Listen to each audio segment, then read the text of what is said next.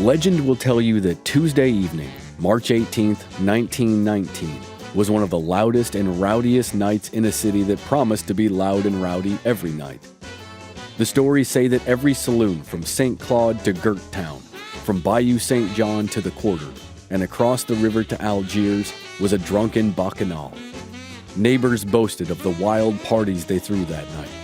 Newspapers reported that you could hear the trumpets from the jazz clubs on Frenchman Street all the way to Gentilly. The tales will tell you that the parties all made sure to go past midnight, well past 12:25 a.m. to be exact. Why? Because the Axeman demanded it. He had returned to the shadows of New Orleans and restarted the hysteria he began the previous summer.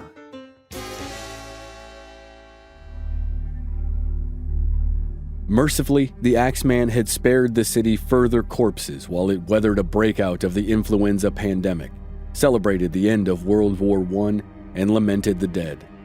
He let the people of New Orleans cherish their revels during Mardi Gras season and eat their king cake, all without reports of overnight butchery.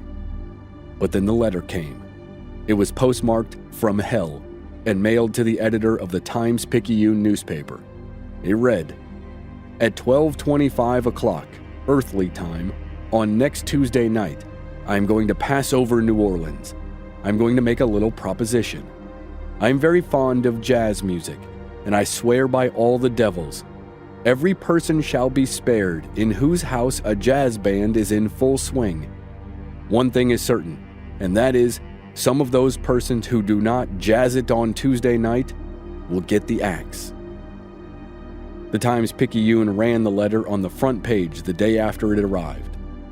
Maybe after the long absence of the Axeman, the letter alone wouldn't have stirred such fervor in the city. But 8 days earlier, a husband and wife were attacked in their beds across the river in the Gretna neighborhood. Their 2-year-old daughter had been in the bed as well, asleep between them. The couple was Sicilian, and they ran a grocery store. The husband and wife survived, but their daughter did not. She was killed instantly by a single blow to the back of the neck from a sharp weapon wielded with tremendous force. The Axeman was back in the Crescent City, and on March 18th, 1919, people partied like their lives depended on it.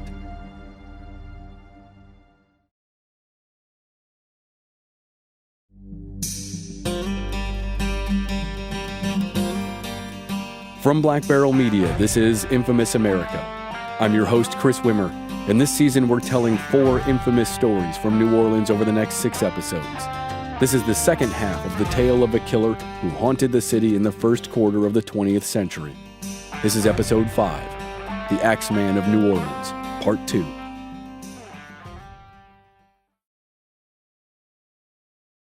When Orlando Jordanos and his family decided to lease the grocery store in the front of their modest home in Gretna to the Cortimiglia family, it made perfect sense.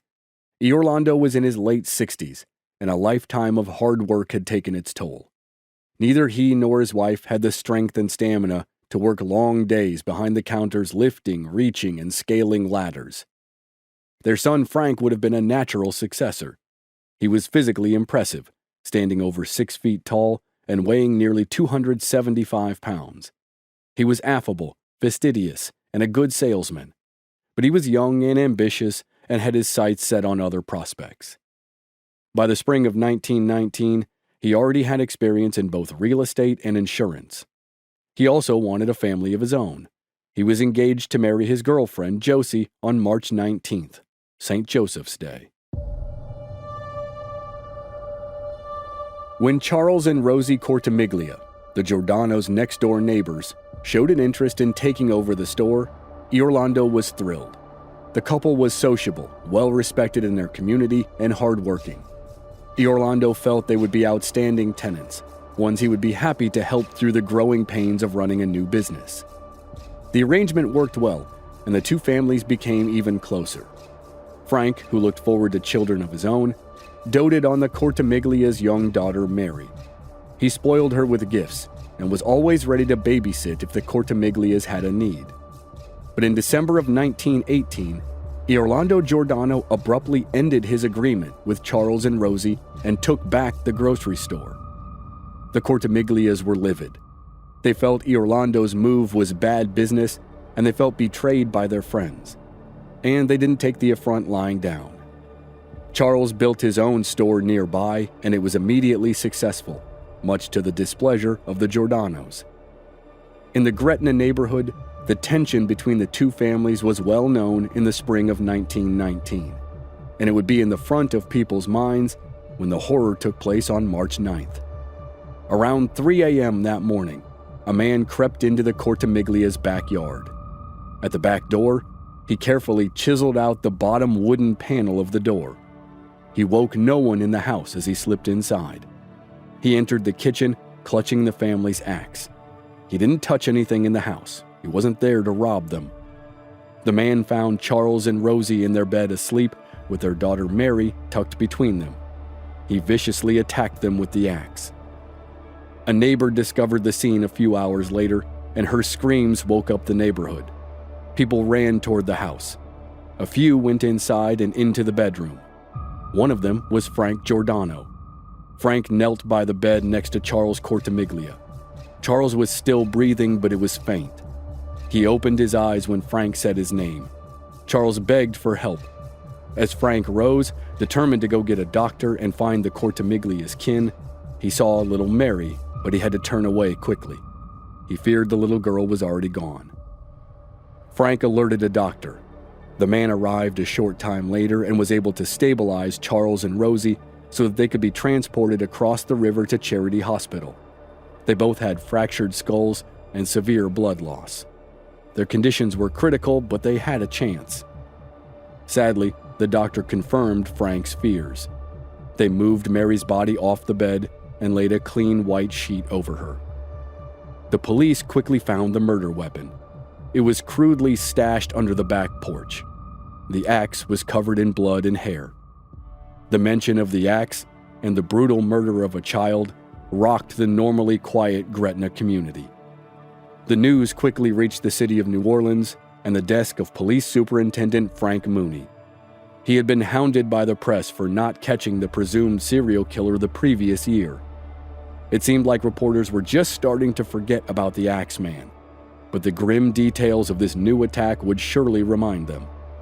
And if they needed more encouragement to sensationalize the Axemen, they were about to get it in a big way.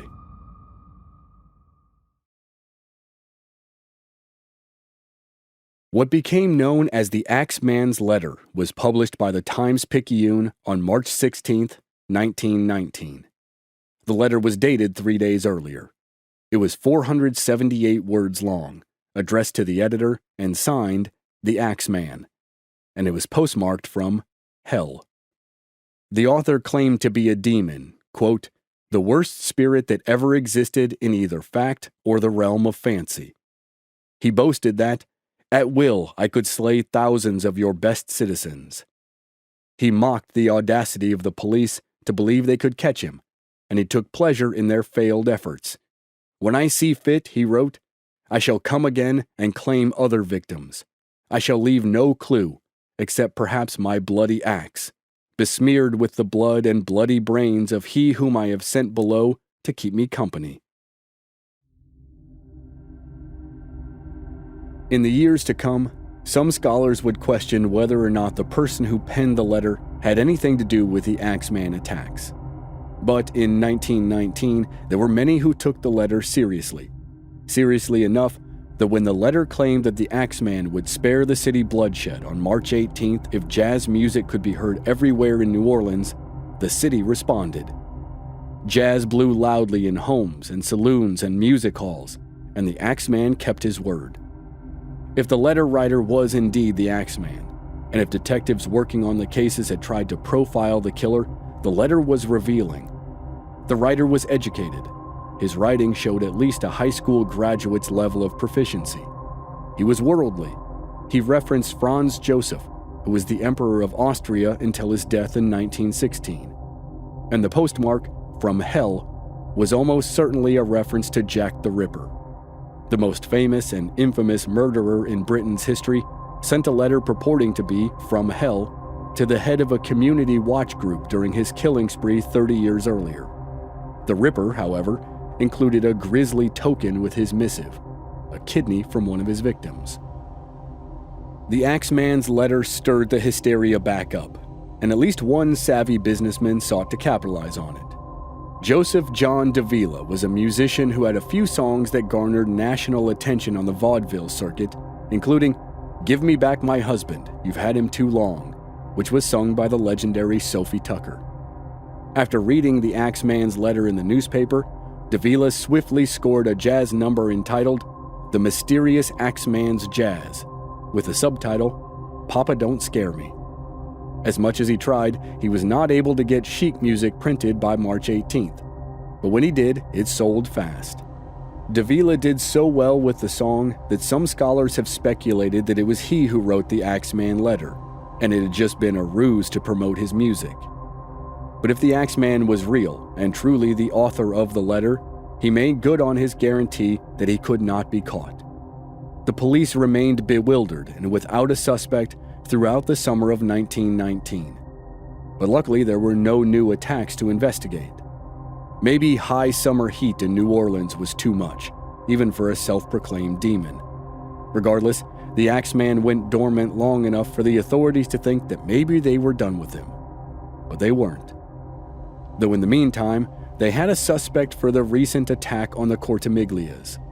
The police in Gretna became convinced that the killer hadn't been the villainous Axeman at all. By the time the letter ran in the Times-Picayune, Gretna detectives had already arrested their suspect, Frank Giordano, the son of the grocery store owners.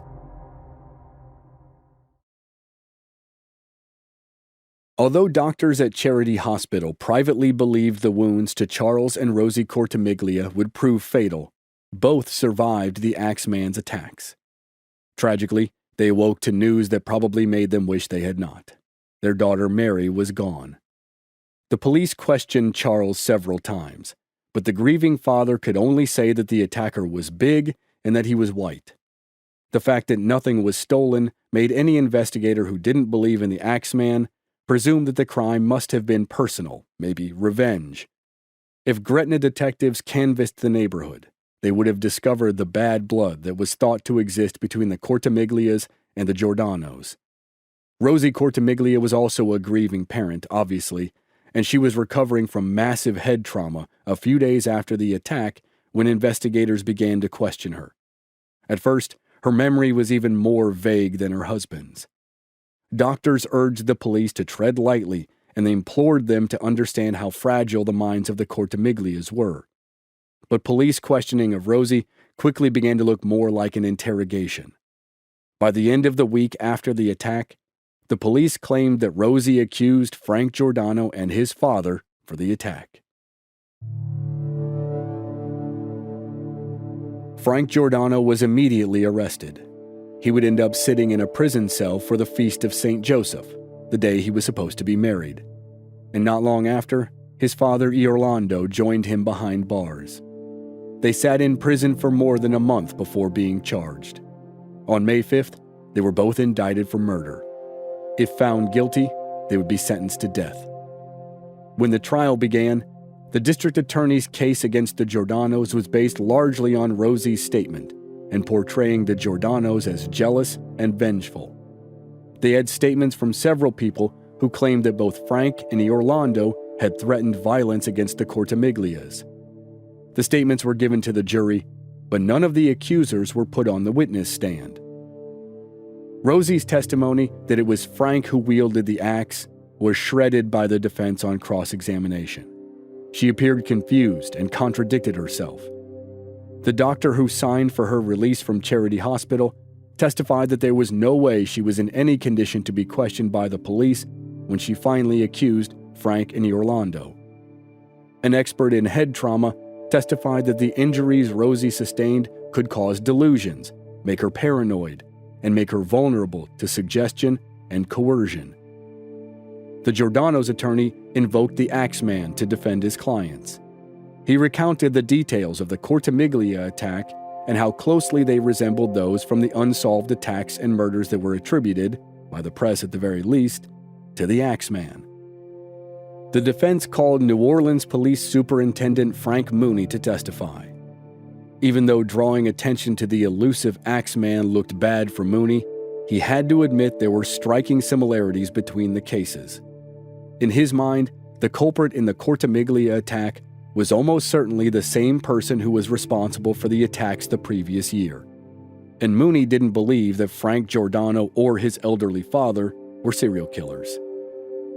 But the judge in the case dismissed all testimony regarding the Axeman, and he cautioned the jury not to let the well-documented cases of the attacker influence their decision, even if the parallels were undeniable. After several brutally hot summer days in the courthouse, and after their spirited summations, both sides rested their cases. The jury deliberated for less than 2 hours. It appeared that the Gretna citizens didn't believe the crime was the work of the Axeman. They somehow believed Rosie Cortimiglia's confused account of the night of the attack, and they believed that the likable Frank Giordano and his elderly father committed the attacks. Orlando was found guilty, but was spared the death penalty because the axe had been in his son's hands. He received a life sentence. Frank was found guilty of capital murder. He was sentenced to hang at the Gretna gallows. The Jordanos' attorneys quickly filed an appeal. Even with a high-profile case, a retrial might not happen for another 2 years.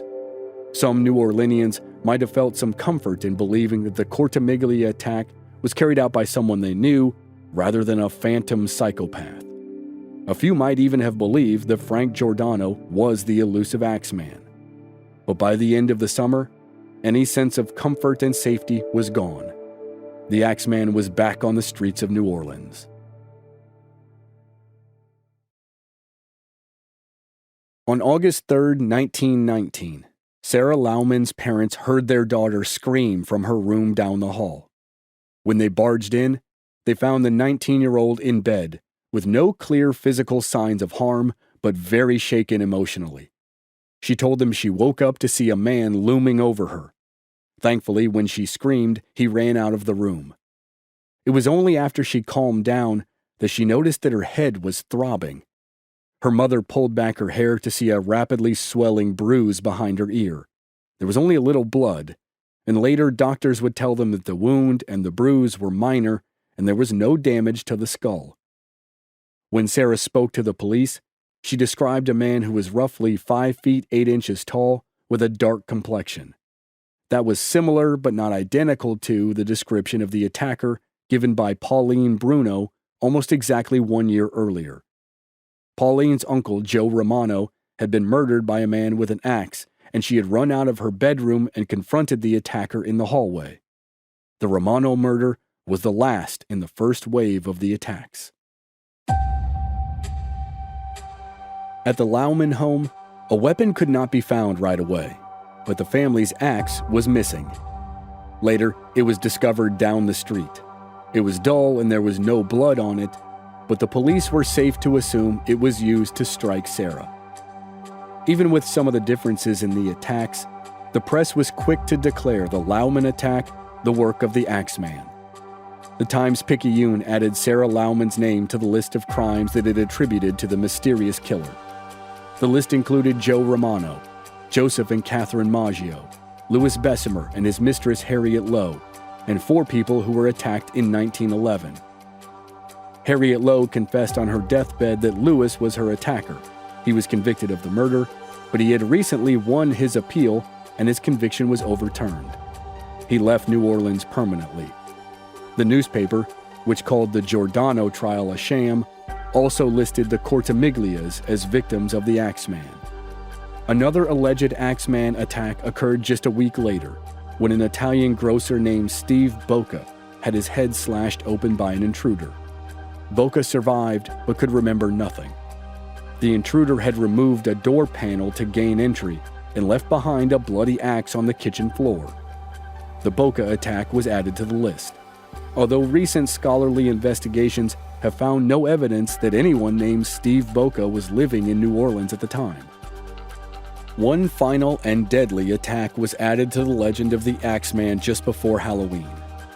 Italian grocer Michael Pepitone had his skull crushed by a metal pipe while he slept in his bed next to his wife Esther. She woke to his cries and saw two figures slip out of their bedroom. She and her daughter rushed for help, but there was nothing doctors could do. Mike Pepitone died later that night. Even though she claimed to have seen two men, Esther said she believed it was the work of the Axeman. Investigators and Superintendent Frank Mooney didn't see it that way. In the past, the Axeman usually attacked both the husband and the wife while they slept. That wasn't the case with the Pepitones. Also, there were multiple attackers this time, and they didn't use an axe.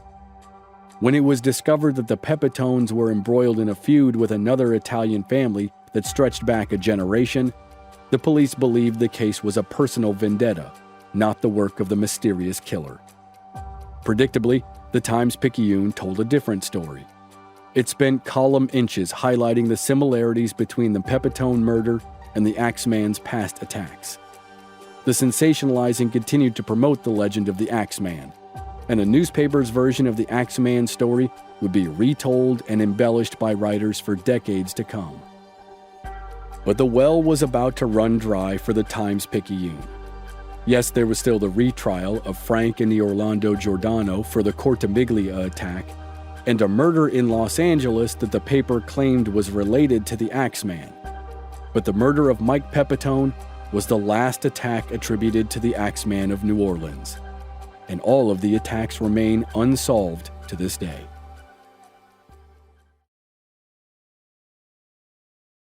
Police Superintendent Frank Mooney took the job of overseeing law and order in New Orleans just before the Axeman killings started in 1918.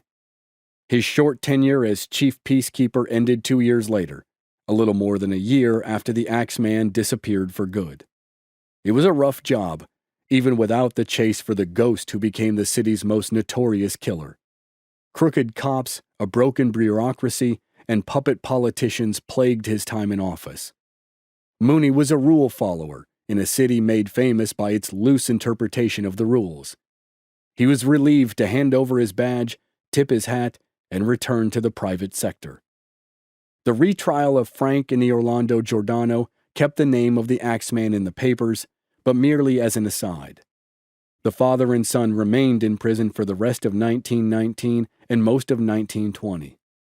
The Cortimiglias, damaged by their trauma and the loss of their daughter, didn't fare much better. Their grocery store began to struggle, and Charles and Rosie's marriage never recovered from their visit from the Axeman. Rosie resorted to prostitution to help keep the family afloat and was arrested in the company of a retired police officer. She gave a fake name, but after the Giordano trial, she was far too recognizable. When Charles found out, he swore he would leave her. The couple made up, but Rosie's troubles weren't over. She had a change of heart, and she went to the newspapers. Rosie now claimed she saw two men on the night of her daughter's murder, but they weren't the Jordanos. During the extensive retrial, the judge again denied any talk of an axe-wielding killer as evidence, but it didn't matter. No matter how sure the prosecution was, Rosie's recanted accusation was enough. Frank and Orlando were acquitted and allowed to go free. When released, both men told the newspapers they were happy the ordeal was over and they had no ill will towards the grieving, traumatized Rosie Cortimiglia.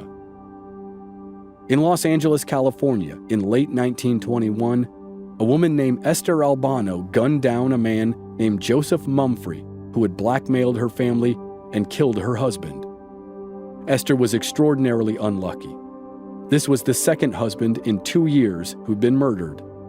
2 years earlier, when she'd lived in the Central City neighborhood of New Orleans, her husband Michael Pepitone had been killed. The man whom she'd shot, Joseph Mumfree, had also lived in New Orleans. He was running his blackmail schemes in the Crescent City before he moved to Los Angeles. It's not clear if Joseph and Esther knew each other in New Orleans, but some say Mumfree was involved in the vendetta that killed Mike Pepitone. And the connection between Mumfree and the people who were associated with the Axeman story led many to speculate that Joseph Mumfree was the Axeman. For many, it would be a poetic end to the story. The wife of an alleged victim killed the killer. But Mumfree was not the Axeman. Mumphrey was in prison for many of the killings and reportedly had already left for Los Angeles before the attack on the Cortamiglias. So, more than 100 years later, there are still mysteries. The Axeman killed as many as 7 people, but no one knows his identity or the true number of attacks. No one knows if he was specifically targeting Sicilian grocers or if that was just some sort of strange coincidence. And if he was targeting Sicilian grocers, why? Author Miriam Davis does a great job of trying to answer the questions and provide a profile of the killer in her book, The Axeman of New Orleans, The True Story. Along with her book, the killer has been the subject of other books and articles and songs, and he appeared in the television show American Horror Story. Davis suggests that maybe, someday, new evidence will come to light that will reveal the identity of the Axeman. But don't hold your breath. The Axeman is more apt to stay a phantom in the tales of the macabre, a New Orleans legend who still haunts the old neighborhoods. Take a ghost tour, and you will no doubt hear the story of the year that he terrorized the city. Pay attention at Mardi Gras, and you'll probably see someone dressed as the Axeman at a party or marching in a parade. He's the perfect specter for a city where there always seems to be something, whether it's fiendish or delightful, lurking in the shadows, just out of sight.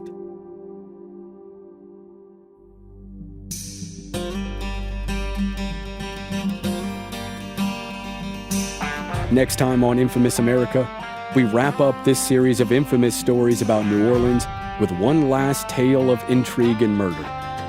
The story of the Trunk Murders happens next week on the season finale here on Infamous America.